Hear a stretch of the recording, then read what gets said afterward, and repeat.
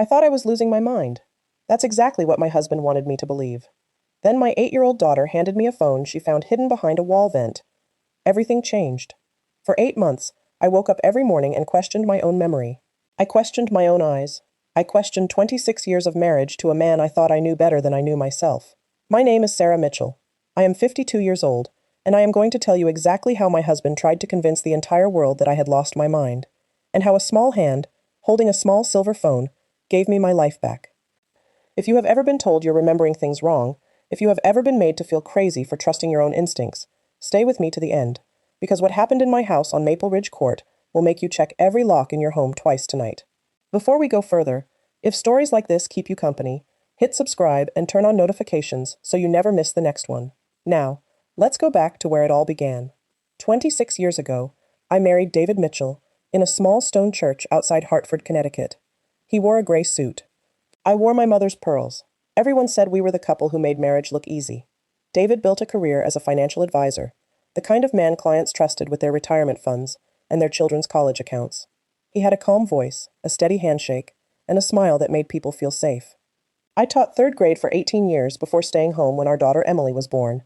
We lived in a colonial-style home on Maple Ridge Court, the kind of house with a wraparound porch and a maple tree Emily called her reading tree. Our life had a rhythm to it.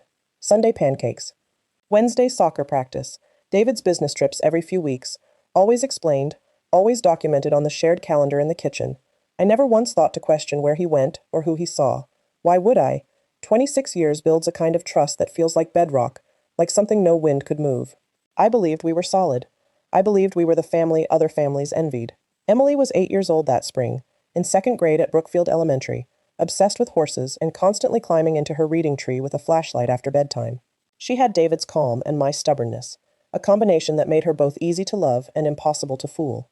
I remember thinking, that spring, that my life had finally settled into something peaceful, after decades of raising children and building a home. I had no idea that peace was about to be dismantled, piece by the man sleeping beside me every night.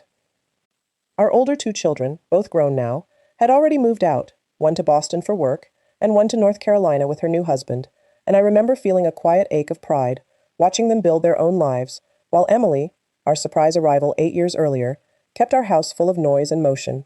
David used to joke that Emily was our second chance at getting the small moments right, the moments we'd been too busy or too tired to fully notice the first 2 times around. I believed him when he said things like that. I believed almost everything he said back then. I think about the woman I was that spring, more than I think about almost anyone else in this story. She organized the church bake sale. She kept a garden of tomatoes and zinnias along the side fence. She trusted the man across the breakfast table, with the same ease she trusted the sunrise. I don't resent her for that trust. I only wish I could reach back through time and tell her to watch a little more closely, to notice the small silences David sometimes let sit a beat too long before answering a simple question. It started with my keys. I set them in the ceramic bowl by the front door every single day, a habit I'd kept for over a decade. One Tuesday morning in March, they weren't there. I searched my purse, my coat pockets, the kitchen counter, and finally found them in the refrigerator, tucked behind a carton of orange juice. I laughed it off. Exhaustion, I told myself. Too many nights up late grading Emily's homework packets. Too much stress managing the house. 2 weeks later, my phone disappeared for an entire afternoon. I tore the house apart looking for it, my heart pounding harder with every empty drawer. David came home to find me in tears on the kitchen floor. Phone finally located inside a boot in the hallway closet, a place I never would have put it. He knelt down, took my hands, and told me gently that I'd been working myself too hard. I wanted to believe him. I needed to believe him. Then came the missed dentist appointment I swore I never made. The parent-teacher conference David insisted I'd forgotten, even though I remembered writing it on the calendar myself. Small things. Forgettable things, if they happened once. But they kept happening. Each one a little stone dropped into the foundation of my confidence, and I didn't yet understand that someone was arranging every single stone by hand. By April, I had started writing everything down. Appointments, conversations, where I left my belongings before bed. I told myself it was for organization. In truth, I had already begun distrusting my own memory, and I hadn't yet asked myself the one question that mattered. Why did these things only happen when David and I were the only 2 people in the house?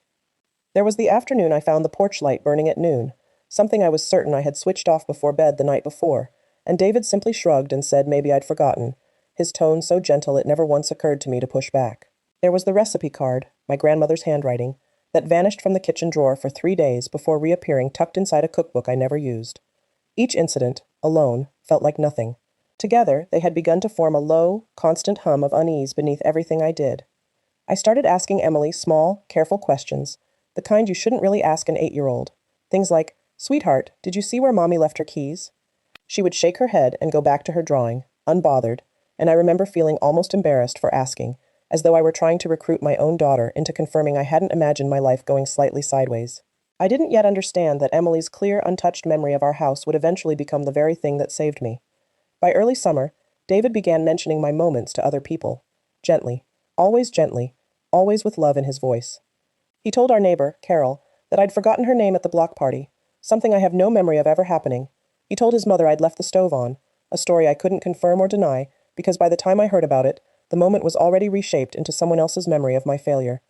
Our family doctor, Dr. Whitfield, brought up stress and possible early cognitive changes after David scheduled an appointment, just to be safe, and sat beside me, describing incidents I couldn't recall clearly enough to argue against. I left that office feeling smaller than I had ever felt in my life.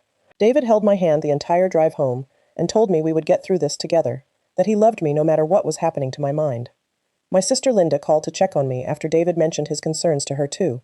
She asked careful, worried questions, the kind you ask someone you think might be fragile. I could hear the pity in her voice, and worse, I could feel myself starting to agree with it. Maybe I was slipping. Maybe 26 years of marriage had earned David the right to know me better than I knew myself. Emily was the only person who never treated me differently. She still climbed onto my lap during movie nights, still whispered secrets about the horses she wanted, still looked at me the way she always had. I didn't yet understand that my daughter's unwavering trust would become the single thread that unraveled everything David had built. At my own book club, a gathering of women I had known for over a decade, I noticed the conversations shift the moment I walked in. That particular hush of people who had just been discussing you and don't want to admit it. Patricia Sullivan, no relation to my attorney, mentioned almost too casually that David had told her husband I'd seemed a little foggy lately, and I remember smiling and nodding along, agreeing that yes, I supposed I had been more tired than usual, because agreeing was so much easier than defending myself against something I couldn't fully prove hadn't happened. David began accompanying me to more places than he ever had before, standing a half step closer at the grocery store, gently correcting small details in conversations with the pharmacist or the dry cleaner, always with a soft laugh and a phrase like, "She's been having a rough stretch." I started noticing people speaking to him about me instead of speaking to me directly, as though I had already become someone who needed translating. It is a strange, quiet kind of erasure, watching your own voice slowly get replaced by someone else's account of you. What I did not know that summer was simple and devastating. David was doing it all himself. He moved my keys before leaving for work. He hid my phone during his lunch break when he came home to grab a file. He deleted text messages from my phone that would have proven appointments I actually remembered correctly. He adjusted the shared digital calendar late at night, changing dates after I had already gone to sleep, so that by morning my own handwriting seemed to contradict itself. He recorded me too. I found this out much later, but during that summer he had already begun quietly filming me during moments of frustration and tears, moments he himself had engineered by hiding something of mine or denying a conversation had happened. He captured me sobbing in the kitchen, shouting in confusion in the garage, rocking on the edge of our bed at 2 a.m, convinced I was losing my grip on reality. Every video became evidence. Every tear became a data point in a case he was quietly building. David had also opened conversations with an estate attorney that spring, discussions I would only understand the full weight of much later. He was laying groundwork, carefully and patiently, the way he built every financial portfolio he'd ever managed for a client. Except this time, the asset he was managing was our marriage, our home, and control over everything we had built together for over 2 decades. And through it all, he never raised his voice. He never once looked anything but loving, worried, and devoted. That was the most frightening part of all. The man dismantling my mind was also the man everyone believed was holding me together. He was careful in ways I would only fully understand later. He never hid more than one object at a time in a given week, spacing out each incident so no obvious pattern would emerge. He timed his concerned phone calls to friends and family for moments right after a staged event, when his worry would sound freshest and most believable. He even began keeping his own written log, dated entries describing my supposed confusion, a mirror image of the very habit I had started myself, except his was designed for a courtroom and mine was only ever meant for me. There were nights I would catch him watching me from across the room with an expression I couldn't quite name at the time, something between assessment and rehearsal, as though he were checking his own work against a plan only he could see. I remember mentioning it once to my sister, saying David had seemed distant lately, and she gently suggested that perhaps I was projecting my own stress onto him. Even my growing unease about David himself was being quietly redirected back onto me, as though every observation I made about his behavior simply became more evidence of my own unraveling. I did not know her name yet. I only knew that David's phone had started buzzing at odd hours, always turned face down, always answered in the garage with the door shut. When I asked, he told me it was a difficult client going through a divorce, someone who needed extra patience and late-night reassurance. I believed him, because believing him was easier than believing the alternative. Rachel Lawson was 38 years old, a rising associate at a wealth management firm 2 towns over, ambitious in a way David clearly admired. I would later learn they had met at a financial conference in Boston nearly 2 years earlier, and what began as professional respect became something else entirely within months. Rachel was not a woman who wanted romance or apologies. She wanted security, position, and eventually, she wanted the very things attached to my name: this house, these accounts, the stability I had spent half my life helping to build. David told her things about our marriage that were never true, painting me as unstable and difficult long before he ever started the process of making it true. Rachel believed him completely, the way I once had. She encouraged him, quietly, patiently, toward a plan that would remove me from my own life without a single dramatic confrontation. No affair discovered in a hotel room, no angry scene, just a slow, clinical erasure, dressed up as concern for a wife who could no longer be trusted with her own finances, her own home, or her own daughter. I had no idea, that summer, that 2 people were sitting in coffee shops 2 towns away, discussing my mind like it was a liability on a balance sheet. Rachel had grown up watching her own mother lose a long, bitter divorce battle with nothing to show for 2 decades of marriage, and she had built her entire adult life around never letting that happen to her. She once told a colleague, in a conversation later recovered as part of the evidence against her, that she saw David's marriage as already over in every way that mattered, and that she was simply positioning herself for what came next, rather than causing anything herself. It was a chilling kind of logic, one that let her sleep soundly, while quietly encouraging the collapse of a family she had never bothered to meet. David bought her small, careful gifts that never appeared on our joint credit card statements, paid instead through a separate account he'd opened under his mother's maiden name for estate planning purposes, a detail Patricia would later describe as one of the most damning pieces of premeditation in the entire case. They met most often at a hotel outside Providence, far enough from our town that no familiar face would ever wander through the lobby. I picture it now, sometimes, the 2 of them sitting across white tablecloths discussing my declining mental state like men once discussed the stock market, calm, calculated, entirely certain of the outcome. It was a Saturday in late July when Emily changed everything. She had been playing hide-and-seek with the Andersons twins in our finished basement, and while hiding behind an old bookshelf near the far wall, she noticed the vent cover was loose, barely hanging from one screw. Being 8 and endlessly curious, she pried it open further, expecting maybe a spider or a lost toy. Instead, she found a small silver flip phone, wrapped in a plastic bag and tucked deep inside the ductwork, clearly hidden long before we ever moved that bookshelf into place. She didn't tell the Andersons. She didn't tell her father. She carried it upstairs to me that evening while I was folding laundry, her small hands cupped around it like she was holding something fragile. She looked up at me with those wide blue eyes and whispered 5 words that I will never forget for as long as I live. Daddy said never to touch this. Then she placed it directly into my palm and asked if she was in trouble. I told her no. Sweetheart, you did exactly the right thing, and I held her against me for a long moment before she skipped off to watch cartoons, already forgetting the weight of what she'd just handed her mother. I sat on the edge of our bed, holding that phone for nearly 20 minutes, before I found the courage to press the power button. I had no idea that the moment the screen lit up, my entire life would split cleanly into before and after. I remember the small, specific details of that evening, with a clarity that still surprises me. The laundry basket half folded beside me on the quilt, the sound of the Andersons twins laughing through the open window down the street, Emily's damp hair from an earlier bath, the smell of her strawberry shampoo still lingering on my sleeve from where she'd hugged me. The world outside that bedroom continued exactly as it always had, ordinary and unaware, while everything inside it was about to change forever. I asked Emily gently, careful not to alarm her, whether she'd told her father she'd found anything in the basement. She shook her head, said she'd wanted to give it to me first, because it felt like a mommy thing, not a daddy thing, a phrase that struck me as strange in the moment, and would come to feel almost prophetic later. I made her promise not to mention it to anyone, framing it as a fun secret between the 2 of us, and she agreed easily, already halfway back to the television and the world of 8-year-old concerns that still, blessedly, had nothing to do with any of this. The phone opened to a folder labeled, absurdly, Client Files Archive. Inside were dozens of video clips. I watched the first one with my hand pressed against my mouth. It was me, from 3 months earlier, sobbing in our kitchen after losing my wedding ring. A ring I now remembered clearly placing in my jewelry box the night before. David's voice narrated softly off camera, saying words like, "This has been getting worse, and I'm so worried about her." There were voice recordings too, private conversations between David and Dr. Whitfield that I had never been part of, in which David described symptoms I had never shown, memory lapses that had never happened, describing a wife slipping further from reality with every passing month. There were bank documents, drafts of paperwork discussing guardianship arrangements and financial power of attorney, my name typed neatly beside language about incapacity. And there were messages between David and Rachel. Hundreds of them, stretching back nearly 2 years, some tender, some cold and businesslike, several discussing what Rachel called the timeline, as though my life were a project with milestones and deadlines. One message from Rachel read simply, "Once the doctor signs off, everything moves fast." My hands were shaking so badly I had to set the phone down on the bed twice. I sat in that room until midnight, the house silent around me, Emily asleep down the hall, David traveling for a conference I now understood might not exist at all.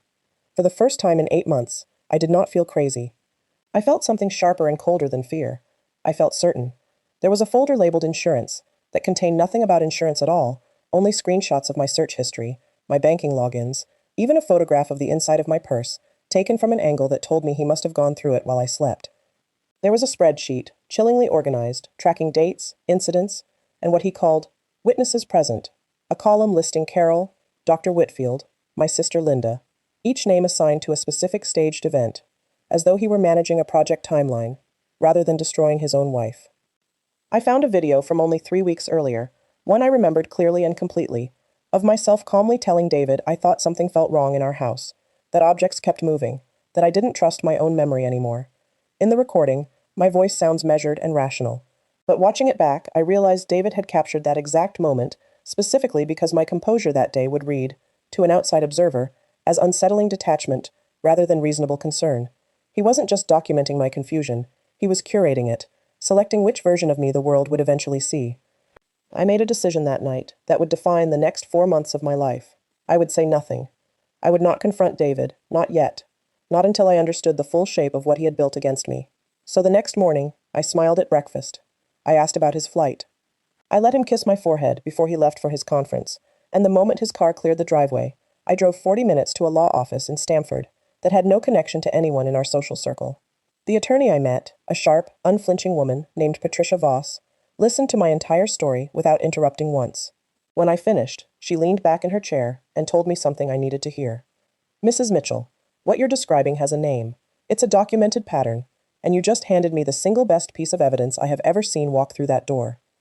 For the first time in months, someone believed me completely, without hesitation, without pity. Patricia instructed me to keep behaving exactly as I had been, to let David believe his plan was working, while she quietly began building a case around the evidence Emily had found. I hired a forensic technician to copy every file from that hidden phone before David could ever discover it was missing from wherever he thought he'd left it. I began keeping my own hidden journal, dated and specific, documenting every strange incident with fresh eyes, now that I understood what was actually happening around me. At home, I played my role carefully. I let David comfort me. During a manufactured, confused moment, I staged myself, watching his face for the flicker of satisfaction he could not quite hide. I was no longer the woman losing her mind. I was a woman quietly building a case that would end everything he had spent 2 years constructing. Patricia taught me things about myself I hadn't fully understood until she said them out loud. She told me that abusers rely on consistency, that David's entire plan depended on me reacting the same predictable, exhausted, tearful way every single time. So she coached me, gently, on how to appear just uncertain enough to keep him comfortable, while giving nothing real away. It felt, some days, like learning a foreign language in the middle of my own home, performing a version of fragility I no longer actually felt. I began keeping a second phone, a prepaid one Patricia's office helped me set up, hidden inside a hollowed-out paperback on my nightstand, an old habit David himself had unknowingly taught me. I used it to photograph the spreadsheet I'd found, to record 2 conversations where David pressed me about seeing someone professional, and to text Patricia updates late at night after David had fallen asleep beside me, utterly unaware that the woman he believed he had broken was now building the very case that would end him. David grew bolder as the weeks passed, mistaking my calm silence for continued confusion. He suggested, gently over dinner one evening, that perhaps it was time to simplify things, by adding his name more fully to accounts that had always been joint, framing it as protection for me, rather than what it truly was.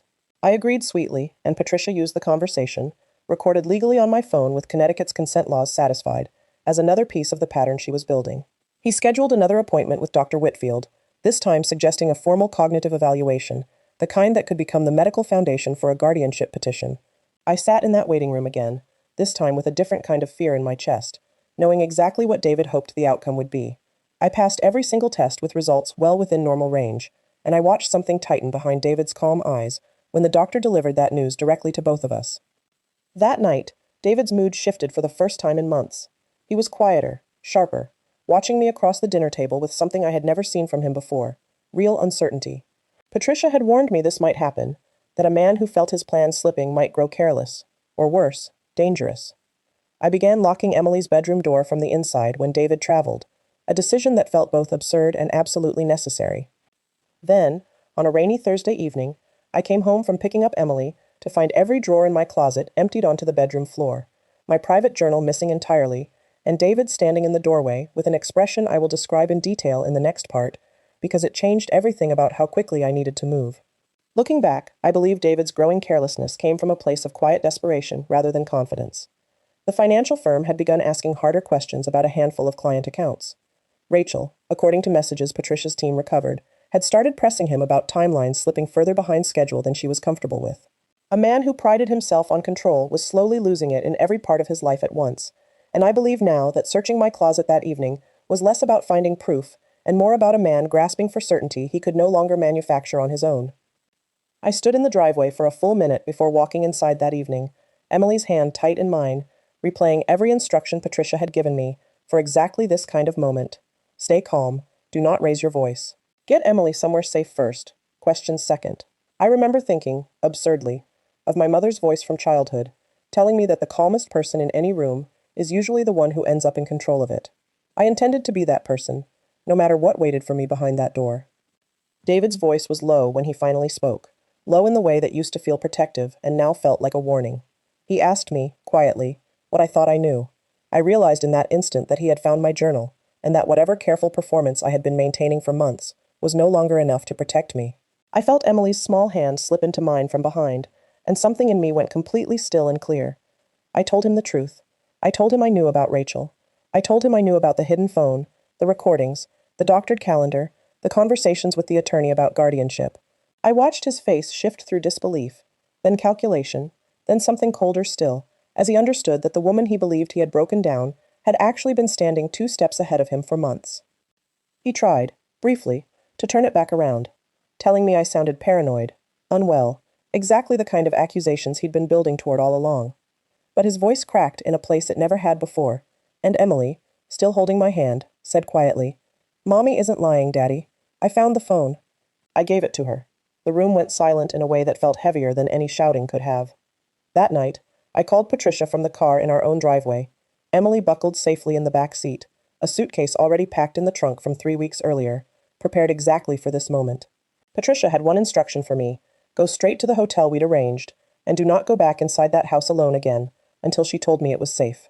David followed us as far as the front steps, calling my name in a voice that cracked between anger and something almost like pleading, asking me to just talk to him, to give him a chance to explain. I did not turn around. I remember focusing on the sound of Emily's seatbelt clicking into place, the small mechanical certainty of it, a sound that felt more real to me in that moment than anything David could have possibly said. Some conversations are not worth having in a driveway, with your child watching from the back seat. As I pulled away, I watched him in the rearview mirror standing very still under the porch light, the same porch where we had taken our anniversary photo only 8 months earlier, both of us smiling, both of us certain of a future that no longer existed. I felt no satisfaction in that moment, only a strange, hollow grief for the marriage I had believed in for 26 years, even as I understood with total clarity that leaving was the only choice that made any sense at all. We spent that night at a quiet hotel outside Greenwich, Emily asleep beside me within the hour, exhausted from an evening she was far too young to fully understand. I lay awake staring at the ceiling, replaying 8 months of doubt and fear, finally understanding that none of it had ever been about my mind at all. It had only ever been about David's plan, and how completely he had underestimated both his daughter and his wife. Patricia filed for an emergency protective order the next morning, citing the pattern of psychological manipulation, the hidden recordings, and the guardianship discussions as immediate cause for concern regarding both my safety and Emily's. The filing included copies of every file recovered from that small silver phone, carefully authenticated by the forensic technician I had hired weeks earlier. David was served papers at his office that same afternoon, in front of colleagues who had always believed him to be the calm, devoted husband managing a fragile wife. Rachel's name appeared in the filing too, though not yet publicly. Her messages entered as evidence of a coordinated effort rather than simply an affair. Patricia explained that affairs alone rarely move a court to action, but evidence of deliberate psychological manipulation, combined with financial motive, told an entirely different story, one judges took seriously. Within a week, David had retained his own attorney, a well-known Hartford litigator with a reputation for aggressive defense. The battle lines were drawn, and everyone who had once whispered about my moments would soon learn exactly whose mind had actually been under attack for the better part of a year. Emily adjusted to the hotel with the strange resilience only children seem to carry, turning the ice machine down the hall into an adventure, and the continental breakfast into her new favorite part of the day. She asked me only once, quietly, if she and I were going to live somewhere else now, and I told her the truth as gently as I could, that we might, and that wherever we lived, we would be together and safe, and that was the only thing that mattered. She nodded, satisfied, and asked if the new place could have a tree like her old one. I promised her I would try. Patricia warned me the coming weeks would be the hardest of the entire process, harder even than discovering the phone itself, because David's attorney would attempt to paint the last 8 months as exactly the opposite of what they were, framing every protective step I had taken as further evidence of instability rather than survival. She told me to expect this, to prepare for it, and above all, not to let it shake the certainty I had only just begun to rebuild. News moves quickly in a neighborhood like ours.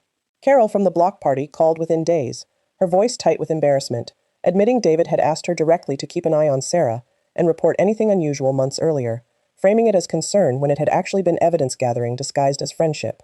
She apologized more than once, and I found I could not yet fully forgive her, though I understood she had been used exactly as I had.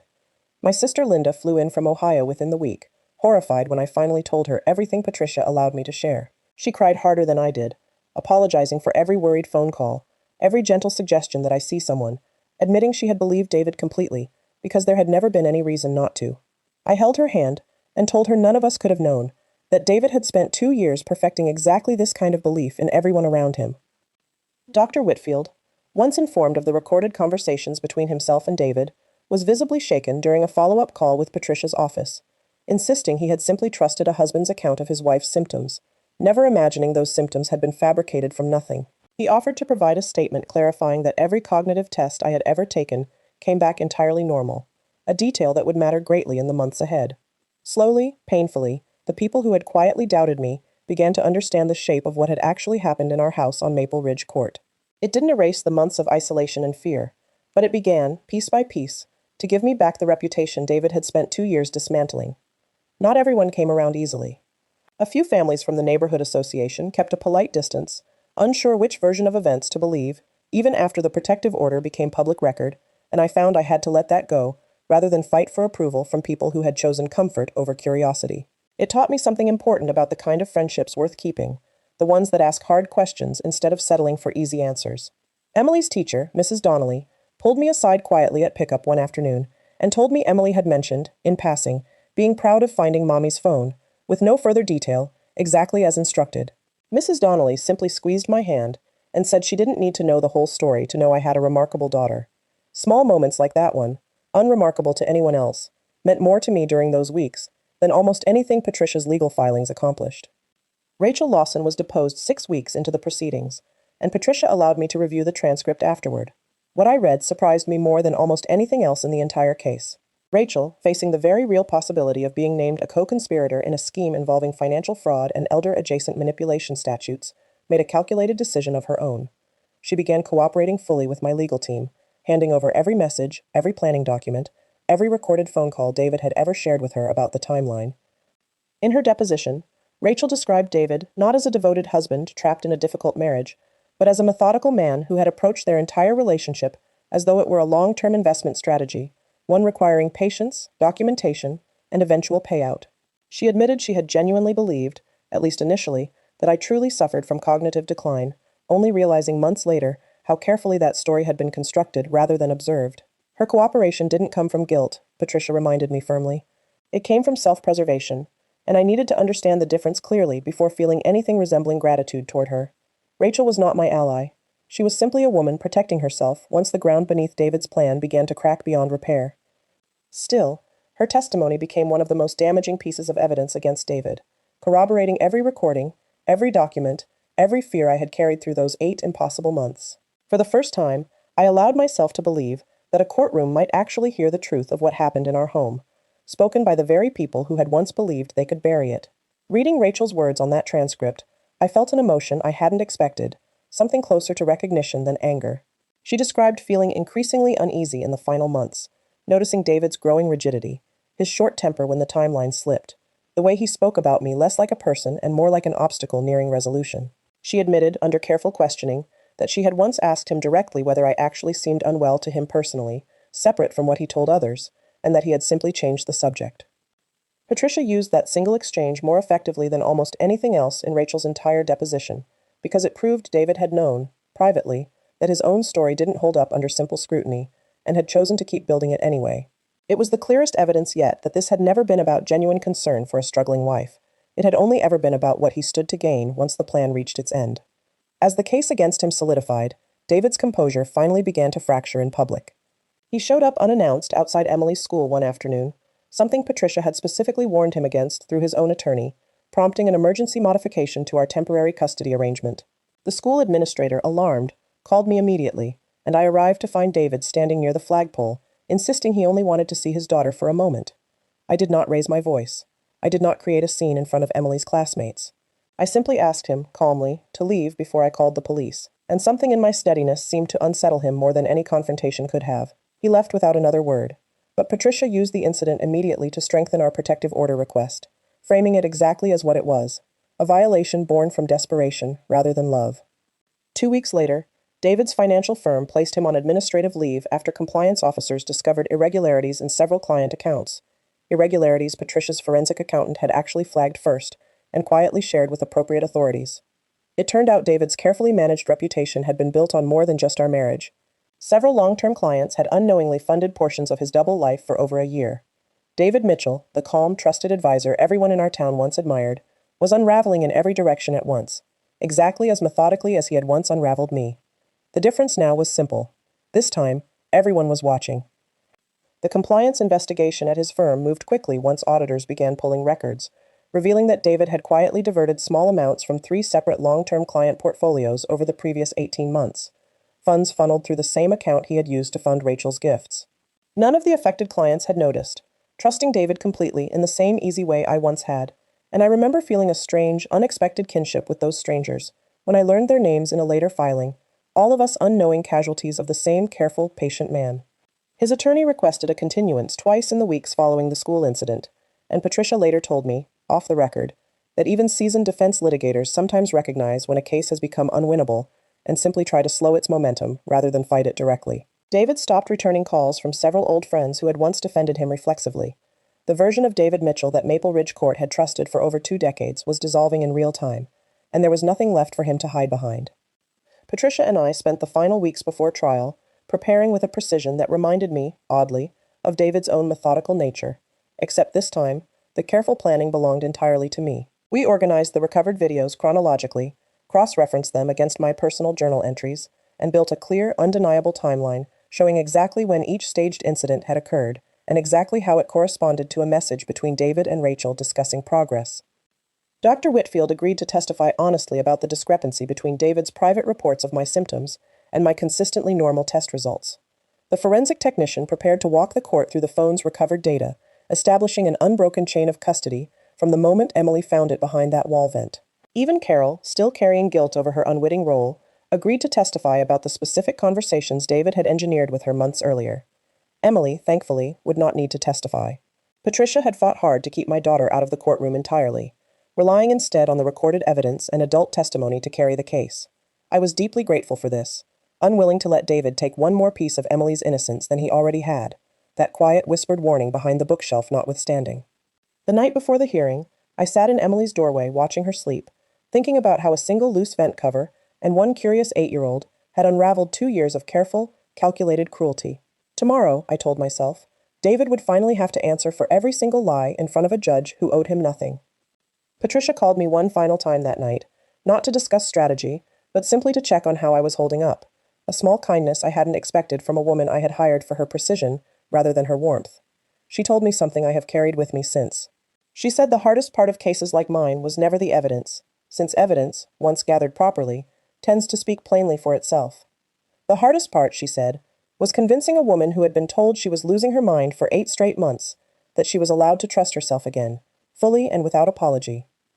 I slept only a few scattered hours that night, waking twice to check on Emily, once to reread a portion of Rachel's deposition Patricia had flagged as particularly useful, and once simply to sit in the quiet hotel room and remind myself of everything that had led to this point. A loose vent cover, a curious 8-year-old, a phone, a careful man had forgotten. It felt, in the dark of that early morning, almost impossibly fragile, the idea that something so small had become the foundation for reclaiming an entire life. The Hartford County Courthouse felt colder than I expected that morning, all marble and fluorescent light, and the low murmur of people whose lives were also being decided in rooms just like this one. David sat across the aisle beside his attorney, wearing the same charcoal suit he'd worn to countless client meetings, his expression composed in a way that no longer fooled me at all. Rachel sat the aisle beside his attorney, wearing the same charcoal suit he'd worn to countless client meetings, his expression composed in a way that no longer fooled me at all. Rachel sat several rows back, alone, having already given her cooperation weeks earlier. Patricia opened calmly, describing not an affair, not a simple marital dispute, but a documented, methodical campaign to have me declared mentally incompetent for financial gain, supported by recordings, messages, and forensic evidence recovered from a phone David himself had hidden and forgotten. The judge, a sharp-eyed woman named Judge Alvarez, listened without expression, the kind of neutral attention that told me nothing about which way this would go. David's attorney countered by suggesting genuine concern for a wife showing real signs of distress, framing every hidden object and staged incident as innocent misunderstanding rather than calculated manipulation. For one terrifying moment, sitting there in that cold marble room, I felt 8 months of doubt rise up in my chest again, wondering if a room full of strangers might somehow believe the version of events David had spent 2 years constructing. Then Patricia stood, walked to the evidence table, and asked the court's permission to play the first recording. The room went completely silent as my own voice, recorded 8 months earlier, filled the courtroom, sobbing over a wedding ring I had never actually lost. I had prepared myself for many things that morning, but I hadn't prepared for the strange, disorienting experience of hearing my own grief played back to me as evidence, stripped of context, stripped of the love I had genuinely felt for the man standing across that aisle when the recording was made. For a moment I felt 8 months younger again, confused and frightened in my own kitchen, and I had to remind myself, sitting perfectly still in that chair, that the woman on the recording had not been losing her mind. She had simply been reacting honestly to a reality someone else had deliberately rearranged around her. I glanced once at David during the opening exchanges, and for the first time in 26 years, I felt nothing familiar looking back at me. Not love, not anger, not even the fear I had carried for months. Just a stranger in a charcoal suit, sitting very still, waiting to discover exactly how much of his careful architecture the court was about to see clearly for what it truly was. One by one, Patricia played the recordings David himself had made, each video revealing not a woman losing her grip on reality, but a woman reacting with understandable grief and confusion to objects that had been deliberately hidden from her. The court watched footage of me searching desperately for my phone, the very afternoon David had hidden it inside a boot, his own voice audible off-camera, narrating concern that now sounded, to every person in that room, exactly like what it truly was. The forensic technician testified next, walking the judge through the recovered files with methodical precision, establishing dates, metadata, and an unbroken chain of custody from the moment Emily discovered the phone. Dr. Whitfield followed, visibly uncomfortable, confirming under oath that every cognitive evaluation I had ever undergone returned entirely normal results, directly contradicting the deteriorating symptoms David had described to him in private. Then came the messages between David and Rachel, projected onto a screen for the entire courtroom to read in silence. Message after message discussing the timeline, discussing guardianship paperwork, discussing which accounts would need to be secured once the process was complete. Rachel's own deposition testimony followed, her calm, clinical description of David's methodical planning landing with a weight that seemed to finally crack his composed expression for the first time all day. By the time Patricia rested our case, David would not meet my eyes across the aisle.